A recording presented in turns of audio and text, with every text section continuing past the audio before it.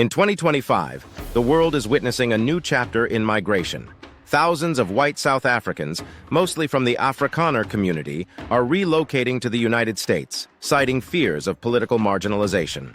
The media has dubbed it the Great Tsek, a reference to a dismissive Zulu phrase, but this story is about much more than just migration. To understand what's unfolding today, we must revisit history. The Afrikaners are descendants of European settlers, mainly Dutch, French Huguenots, and Germans, who arrived in southern Africa starting in the mid-1600s. Through colonial conquest and dispossession, they seized control of vast tracts of land, often through force, treaties signed under duress, and discriminatory policies. By the 20th century, the white minority had established full political and economic dominance in South Africa, formalized by the apartheid regime. At the peak of this system, white South Africans, less than 10% of the population, owned over 87% of the country's land, while the black African majority was pushed into impoverished townships and underdeveloped reserves. But this wasn't unique to South Africa.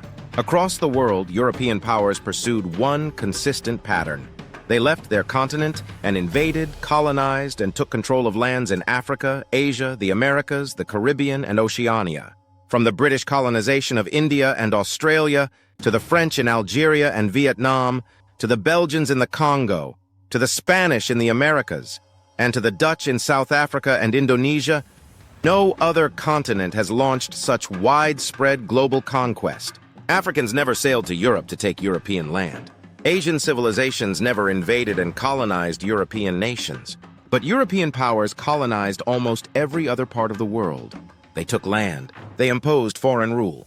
They extracted resources. And in many cases, such as in the Americas and Australia, they carried out acts that are now widely recognized as genocide against indigenous populations. In the United States, Native Americans were slaughtered, displaced, and forced onto reservations. A thriving and diverse group of peoples was reduced to marginalized minorities in the land that was originally theirs. So today, when some Afrikaners seek asylum in the very countries whose ancestors colonized the world, we must ask a deeper question.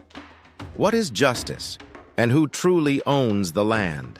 In post-apartheid South Africa, no revenge has been taken. There have been no land grabs without compensation.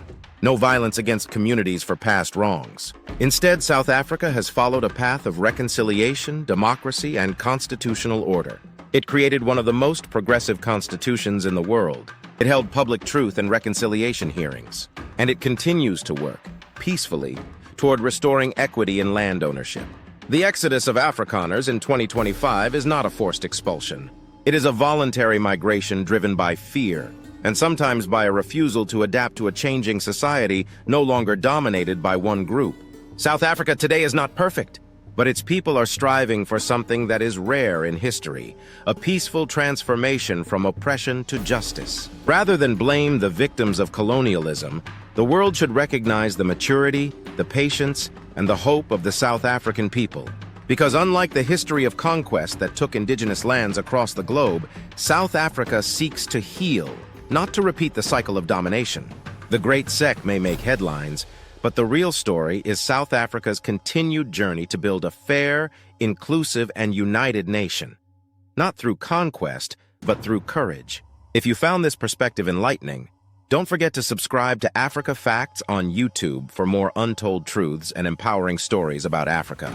Hit the notification bell so you never miss a video that challenges the narrative. And if you're watching this on Facebook, tap follow and share this video with someone who needs to hear the real history. Let's build a community that's proud, informed, and unafraid to speak truth. Africa deserves its voice back, and together we're making it happen.